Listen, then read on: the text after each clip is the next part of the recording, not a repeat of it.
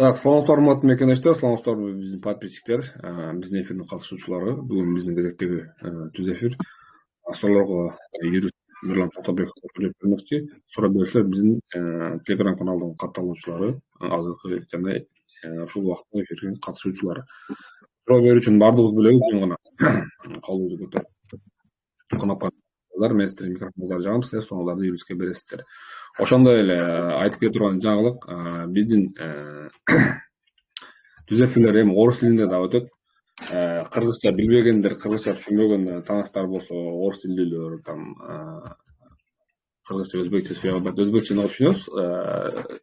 Сүйө албай тургандар болсо, орусча беришсе болот. Ал үчүн Виктория Васильевна менен келишим түзүп, эртең Кудай буйрса да эфир уюштурат атат Виктория Васильевна. Ушундай Виктория Васильевнага түшүнөтсүз ушундай сурооңуздарды бере аласыздар. Кыргызча деле орусча билбегендер кыргызча берсеңиздер, мен эгер эфир болсо мен катар берем. Азыркы жаңылык ушул. Каналга жазылабыз. Кимде ким адам чакырам десе личка жазыңыздар, силерге ссылка берем, ссылканы өтөсүздөр. Каналга кошулуу через администратор. Assalamu alaikum, Milla Bayke. Алейкум ассалам. Мен суроом, жакында Питерге бир тууганым келди эле. Ал официальный иштен бир айлык регистрация жасап беришиптир өздөрү. Ошону азыр эми дальше дагы каяк кылдырса болобу же печать керекпи же кандай кылыш керек? Котуңуз, сиз сурооңузду түшүнгөн жокмун. Ким кетиптир Питерге? Мен тууганым келди эле. Ага Так. бир айлык регистрация жасап беришиптир. Бир айга. Бир айлык регистрацияны ким жасап бериптир?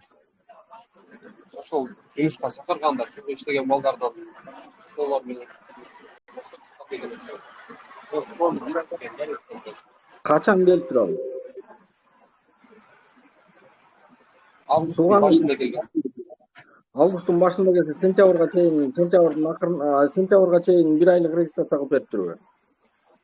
Ооба, срогун ушинтип жасашыптыр эле. Эми бир айлык регистрация негизи жаза албаш керек. Андай практикада жок да негизи. Бирок эми закондо уруксат берилет бир айлык регистрация жасаганга. Азыр эми ал сиздин тууганыңыз трудовой договор жасап туруп, дальше узартыш керек в срочном порядке. Медосмотрларын өтүптүрбү? Жок, адам деле өтпөгөн медосмотр. Эми Санкт-Петербургда медосмотр боюнча закон катуураак иштейт. Ал жерде бир айдын ичинде эгер медосмотрдан өтпөсөң, дактилоскопиядан өтпөсөң, анда удворение кылып берет ал жерде. Жерде чыктып кылса болобу, эми сөз келсе. Эми бирди чыкты кылса болот. 2 ай бар дагы. Бирди чыкты кылып келип, сразу трудовой договор жазаш керек да, уже регистрация жасап туруп трудовой договор жазаш керек. Антпесе 90 күн без трудовой договор жүрүп калат да, анан тоже запретке түшүп калат. Кирди чыктыдан кийин договордун негизинде жасаш керек, регистрация жасаш керек. Жок, эми кирди чыктыдан кийин регистрация кылып туруп, бирок сразу трудовой договор жазаш керек да, желательно. Рахмат, түшүнүктүү. Рахмат. Мирлан Байке, Айгүлдүн суроосу мындай экен. Жумуштан заставлять этип оюн кылган экен. Айгүл прокуратурага жазыптыр заявление. Туура. Эми дейт, жооп бере элек, ошого барып өзүм сурашым керек дейт прокуратурадан. Вообще желательно прокуратура бир айдын ичинде жообун берет да, бир айдын ичинде либо ал кандайдыр бир иш аракеттерди кылат, эгерде бир айдын ичинде эч кандай иш аракеттерди кылбаган болсо, анда сиз прокуратурадан барып, ошо жазган арызыңыз боюнча жообун кат жүзүндө алсаңыз болот. Негизи ушул эки баардык өзүбүздүн жердештерибизден өтүнөт элем, суранат элем, кандайдыр бир жерге кайрылсаңыздар, обязательно кат жүзүндө жообун алганга аракет кылыңыздар. Кат жүзүндө кайрылыңыздар, кат жүзүндө жообун алганга аракет кылыңыздар.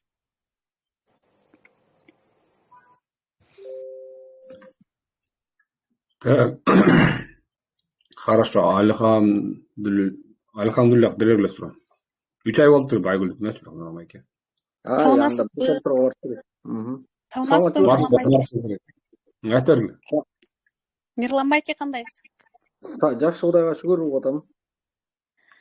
Мен бир суроом бар эле да. Мен бирөөнүн үстүнөн заявление жазыш үчүн кайсыл жерге өзүбүздүн МВДга барсам болобу?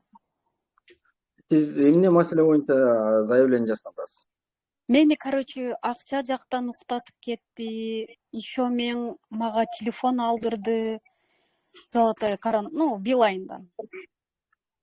По факту мошенничество арыз жазсаңыз болот, бирок фактылар доказуемый болуш керек да. Например, сиз ошол эки телефонду алып ошол кишиге бергендигиңиз жөнүндө кандайдыр бир кагаз жаздырып алсаңыз, же болбосо ошол эки жанагы карыздарды алганда сизге жазып берген распискасы болсо, бул сиздин ишиңизди тездетет да.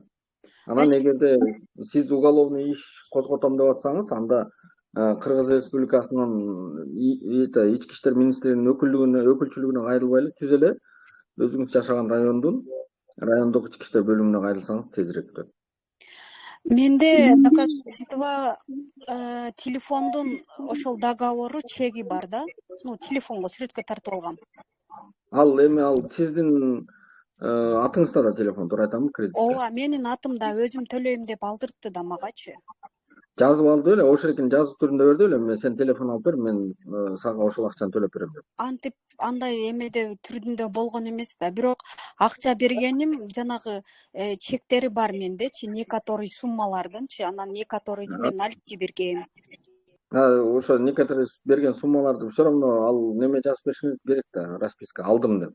Ал айтып коет, эртең сиз арыз жазсаңыз, бул мага карыз болчу, карыздарын берген, мен карыздарымды алдым деп койсо кандай кыласыз? Кантип доказать этесиз? Эми анчалыкка барбаса керек деп ойлойм, эркек болгондон кийин. Эми мындай эжекеси, азыр эгерде мындай ортоңордо кандайдыр бир разногласия чоң баштала элек болсо, ошол экини расписка жаздырып алыңыз эжеке. Расписка жаздырып алсаңыз, анан уже доказательство болот. Эркекпи, ал аялбы, разницасы жок. Бул кат жүзүндө жазылган расписка уже анын алгандыгын далилдеп берүүчү эң биринчи далил болуп эсептелинет. Ал уже менден телефондорун өчүрүп, мени блокировка кылып качып жүрөт да. Это кандай десем, мошенниктердин немеси да, приему да.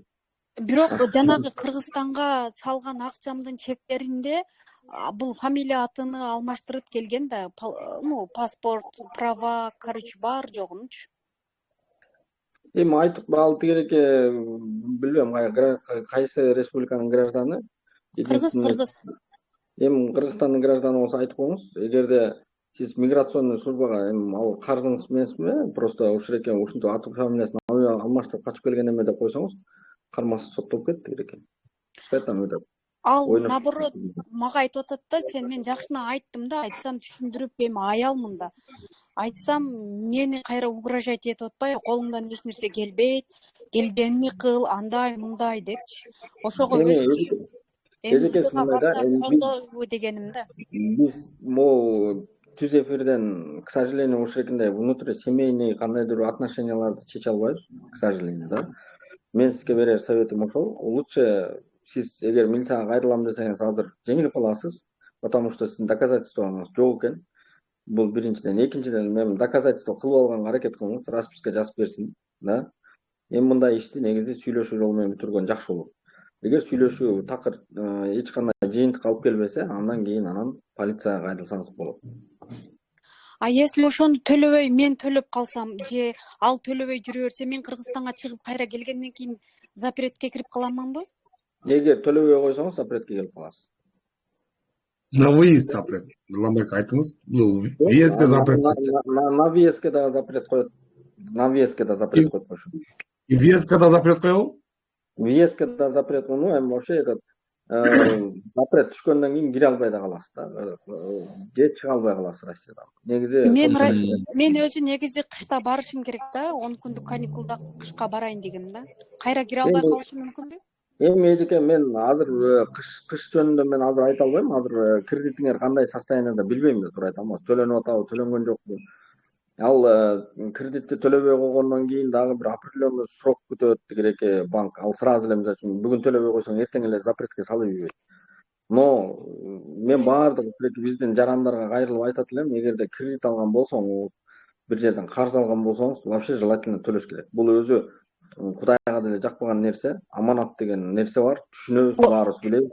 бул дүйнөдө сурак болбосо дагы а дүйнөдө сурак болот. Ооба, ошону айтсаңыз, мен баягында ишенчектикти алып берип алып, азыр өзүм коркуп атам да, эми мен төлөйм. Бирок ал менде ошол эмеси приложение бар да, ал ошол жактан төлөгөнү мага угулбай калды. менде приложение Золотая корона бар дейм. Ошол бала өзү төлөсө, мага СМС келип турабы төлөндү деген. Мен эми Золотой коронаны көп жакшы билбейт экенмин. Вообще СМС келеби келбейби билбейм, но төлөп неметиш керек да. Аны эгерде ал балага надежда кармабаңыз, мен мошенниктердин почеркин билем, ал уже төлөбөйт. Так что мунун баардыгын сиз төлөйсүз. И карыздарыңызды дагы мен сразу эле айтайын, кайтарып алышыңыз 90% невозможно. Сиз мошенникке алдандыңыз. Ошон үчүн мошенникке башынан алданмаганга аракет кылыш керек. Раз азыр мен сизге дагы айткан сөздөрүмдү такыр укпай атасыз. Азыр расписка жаздырыш керек ал баланы. Расписканын негизинде анан сотко кайрыла аласыз. Ошо расписка болсо гана бирдеме кыла аласыз. Азыр эчтеке колуңузда эчтеке жок экен, анан качып кетиптир. Кайтара албайсыз. Единственный бир возможность миграционный службага чалып туруп, жүргөн жерин билсеңиз, айтсаңыз алар кармап кетет да, анан депорт кылып берет. Андан башка чараңыз жок экен. Айдаган машинасынын деле номериге чейин билем да, просточу. Мен башка кишилер да суроо неме берсин, биздин эфирибиз кичине неме таралат. Эгер неме болсо чыксаңыз өзүнчө дагы айтып, Хорошо. Жардам бергенге аракет кылайын. Хорошо, рахмат чоң. Курси берле сураңар. Андан кийин Рахат, анан Али берет. Assalamu alaikum. Алейкум ассалам. Мен былтыр келдим эле да, сентябрда жакында 1 жыл болот. Регистрация продление кылыш керекпиз же кирди чыкты кылып келиш керекпиз? Сиз буга чейин эмне регистрация кылып жүрөсүзбү негизи? Регистрация кылып жүргөм. Трудовой договоруңуз барбы? Трудовой договор сатып алгам да. Анда регистрацияңыз 90% жок экен да базада. Кирди чыкты кылышыңыз керек. Эгерде алдагы регистрация миграционный карта неме трудовой договоруңуз менен кармалсаңыз удвоение болуп кетесиз. Анан еще срогун билиш керек. Сиз канча убакыттан бери уже базада жоксуз. Эгер базада узак убакыттан бери жок болсоңуз, бир 2-3 айдан бери, анда сизди уже черный списокко деле салып ийсе керек, караш керек ошо. Мени сатып алгандар ал жөн жараксыз болобу, фальшивый болобу? Сиз мындай да, закон боюнча сиз трудовой договор түзүп, бир ишканага кирип иштеп, ишкана сизге налог төлөп туруш керек да. Сиз сатып алган трудовой договор боюнча ким төлөйт налогду? Сиз го төлөйсүз. Бирок ол февраль, марттарда ошондой иштерди иштегем мен. Официальный иште сиди чыгып кетип анан өз алдымча эле башка иште иштеп. Туганым, закон айтат да, закондо жазылган. Вот бир жумуштан чыгып кеттиңби, сен трудовой договоруңду уведомление берип ал жерден чыгардыбы, сен бир 10 күндүн ичинде башка жумуштап, ошол жерге официально иштеп, трудовой договор алып, кайра регистрацияңды жаңылашың керек деп жазылган закондо. Сиз мунун бирин кылган жоксуз да. Туура айтамбы? Просто официально иштебеген үчүн гана кылбадым да, атак башка ал официально иштебеген үчүн. А сиз закон боюнча официально иштешиңиз керек да, хотя бы гражданский правовой договор жазып алышыңыз керек. Ошон үчүн бул кыргыздардын мисалы үчүн мен трудовой договор сатып алгам, анан бирок ошол эки трудовой договор, бирок ошол трудовой договор мындай иштейби деп мындай керемет чудага ишенгени болбогон иш да. Чудо не бывает в жизни. Ошондо эмне кылыш керек? Кирди чыкты кылып келиңиз. Кирди чыкты кылып келип, по закону иштеш керек, Конечно. Ошондо баары так болобу? Кирди чыкты кылып келесиз, 3 айлык регистрацияга турасыз, жумуш табасыз, ошол жерден договор кыласыз. Договор боюнча иштеңиз, налогторуңузду төлөңүз, регистрацияңызды узартыңыз, мөөнөтү келе электи узартыңыз, аны өтүп кеткенди узартыңыз, мөөнөтү келе атканды узартыңыз. Бардыгы закон менен жашасаңыз, эч кандай коркунуч болбойт. Просто мындай да, мен жана частный квартираларды ремонт кылам да, ошого. Ошол частный квартираны, мына квартираны ремонт кылган алдыңыз да сиз бир орустан, туура айтамбы? Ошол орус айтасыз, орус, дозу, мен сенин үйүңдү ремонт кылаар да, сени менен мен договор кылышым керек. Ошол экени миграционный службага алып барып беришим керек мен ушул жерде иштеп атканым туурасында. Анан ошол үйгө мен регистрация болушум керек. Шарттарым ушундай деш керек. Ал мисалы үчүн орус сага шартын айтып атат да, тура айтам, сен моорик жерди моундай шыбак менен шыбашың керек, могу жерге гипрок чапташың керек, могу потолок жасашың керек деп сага өзүнүн условиясын коюп атабы? Сен дагы өзүңдүн условияңды коюп ошол эркине мындай законный кылганга үйрөнүшүбүз керек да. Андан эч нерсе кетпейт договорго. Нами Анда ал дагы мыйзамдын астында таза болот, сен да мыйзамдын астында таза болосуң. Законный. Неофициальный десең ошондой кылган. Сен оңдо ал кандай? Самозанятый жасап береби кандай? Самозанятыйды эч ким сен экөөңөр только ошо договор түзөсүң. Ал уведомлениясын если колунан келсе алып барып жанагы миграционный службадан бериш керек. Колунан келбесе госуслугидан берсин. Такыр эле мээси жок болсо, анда сен өзүң эле алып барып ошол эркине почтадан салып ийсең болот уведомление. Андан кийин самозанятыйды өзүң оформить этесиң. Ал деле бир көп болсо бир 15 мүнөт убактыңды ала турган иш ал. Любой эле отдел, жанагы Сбербанктардын отделине барып акча которуп атасың, салып атасың картага. Ошого отделге кирип туруп эле мен самозанятый ачат элем деп койсоң, ошол жерден эле ачып, ошол жерден баардыгын жасап беришет. Болду, налогуңду өзүң төлөп жүрө бер. Все болду, рахмат анда. Чоң рахмат сиңерге ийгилик. Нурлан байке, могул жерде Инна Сани деген мекендешибиз жазыптыр да.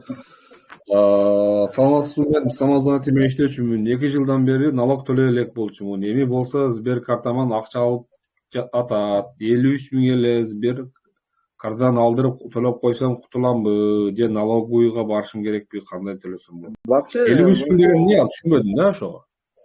Ал 2 жылдан бери налог төлөбөсө турган, ал өзү туура эмес нерсе да бул. Самозанятый болдуңбу, бул налогду өзүм төлөйм деп милдеттеме менен сен алып атасың да мойнуңа. Значит, ошол эркин төлөш керек. Эгерде 2 жылдан бери төлөбөсөң, ошол эркинтип анан налоговый сен заставить эт. Может быть 53 000 сом штраф чыккан. Может быть ошол эркинче акча уже чогулуп калган.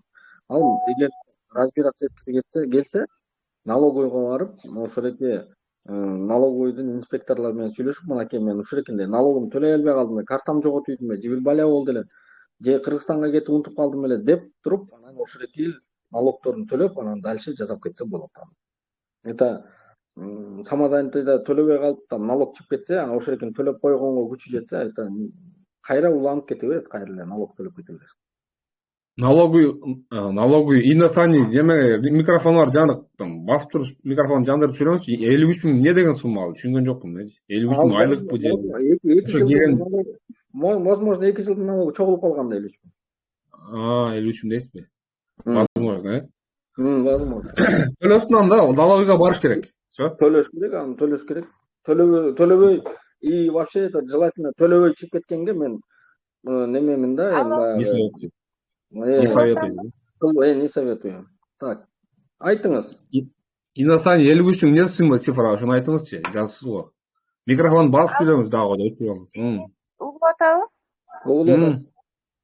Саламатсыздарбы? Ошо мен 2021-2022 жылы ошо самозанятый иштегем да. Аны 2022 жылы чыккам, ошондо 22 чыгып 46 000 менен болгондо, анан 2 жылдан бери 11 000 кошулуп, ошо 53 000 болуптур. Азыр Сбер картамдан акча алып коюп атат да, ошо Сбер картадан алганда мен кутуламбы, ошого улам акча салып коюп төлөсөм?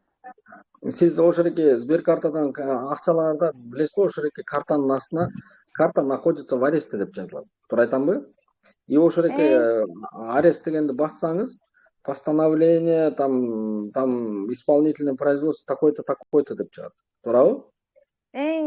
Ошол эки исполнительный производствонун эле номурун, бул эки сайт суда деген бар, ошол эки компьютерден сайт судага кирип же болбосо телефондон сайт судага кирип, ошол исполнительный производствонун номурун эле бассаңыз, сиз кайсы иш боюнча ошол экинче карыз чыккан, ошол чыгат да. Ошол экини окуш керек. Ал эгерде сиз ошо 54 000 төлөп койсоңуз, ошо менен жабылат.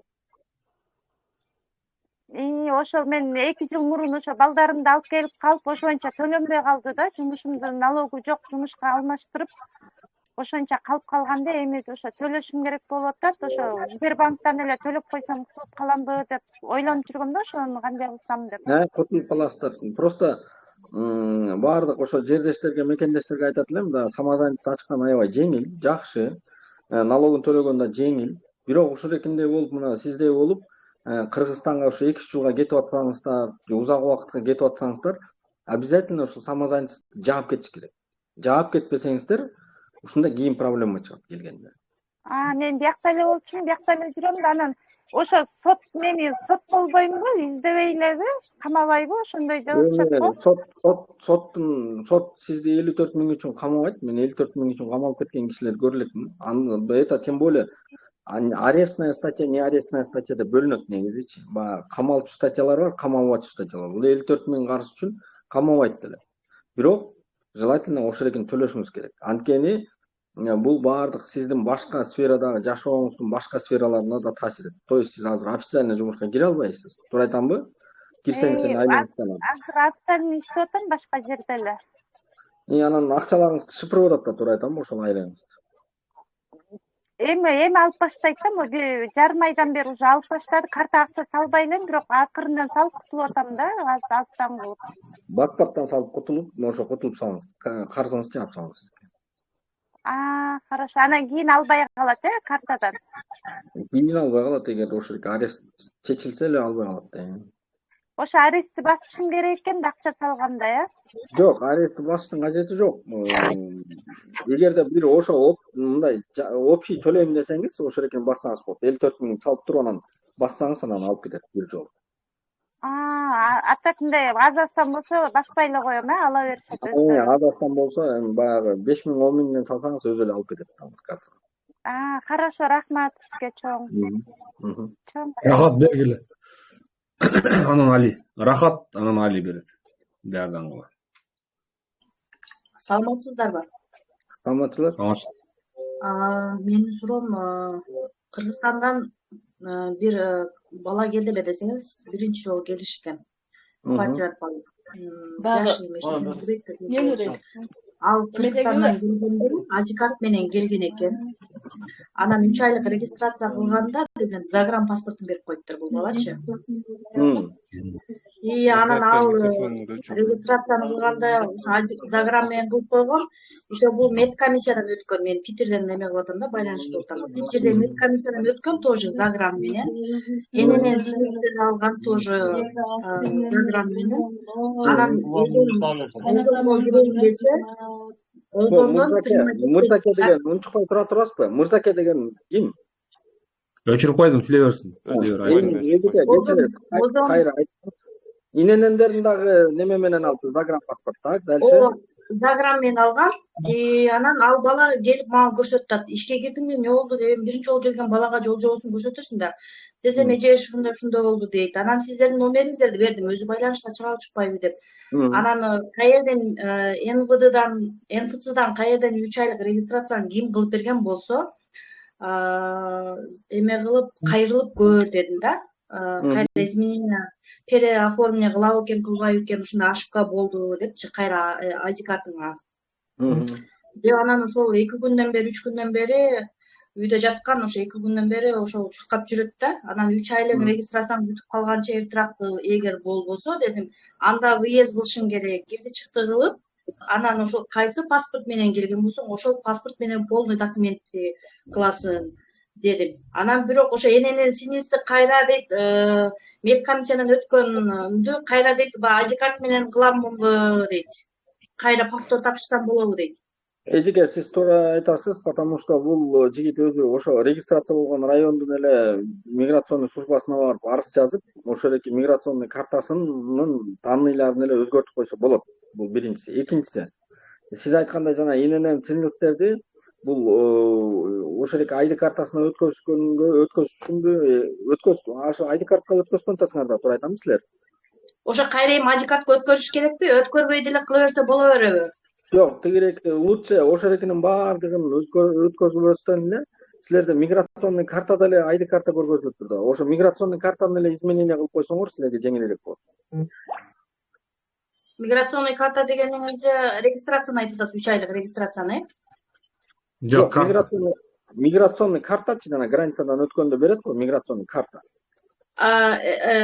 Картаны айтып атасың, түшүндүм. Ошол миграционный карта эле ID картага болуп калган. Калгандары бүт загранга болгон турбайбы? Туура айтамбы? Регистрация загранга болуп, менен загранга болуптур. Так что лучше миграционный картанын данныйларын өзгөртүп койсо жеңилирээк болот дейм да. Калгандары бүт эле загранпаспорт боюнча кала берет, эчтеке болбойт. Миграционный картаны эле өзгөртүп. Кимге кайрылат аны? НФЦгабы? Жок, МФЦ эмес, миграционный службага кайрылат. Силер Питерде миграционный служба. Силер кайсы райондосуңар Питерде? Кировский завод. Кировский завод болсо как раз ошо Кировский завод болсо ошо Кировский райондун миграционный службасына барасыңар силер. Жок, жок, ал бала кайсы жака калганын точно карабаптын районун. Мен өзүм үйүм Кировский районго карайт да. Пускай регистрациясын карасын дагы, ошодоки регистрация болгон райондун миграционный службасына барып арыз жазат. Ушундай мен миграционный службамда ID карта жазылып калыптыр, туура эмес жазылган, мага загранпаспорт өткөзүп бергиле десе өткөзүп берет. Макул ака, рахмат. Ишиңизге ийгилик.